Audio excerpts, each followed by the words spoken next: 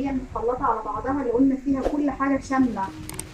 نحط شويه توابل حلوين وحطي شويه ملح بسيط مش كتير عشان السجق فيه ايه ملح، نسبه ملح.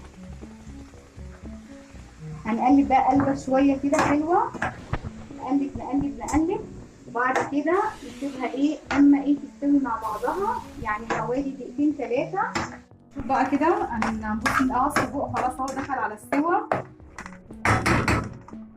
نحط احنا كده زي ما عملنا، حطينا الزيت الاول، بعد كده شوحنا فيه السجق، وبعد ما ادانا لون بسيط بعد كده حطينا فص الثوم لغايه ما شمينا ريحته وقلبناهم على بعضهم، وبعد كده رحنا حطينا الفلفل الرومي والبصل والطماطم وقلبناهم وسيبناهم حوالي ايه 5 دقايق. بعد كده بقى الاخر خالص نحط ايه بقى الفلفل الحراق عشان يدينا ريحه، ونقلبه هنقلبه كده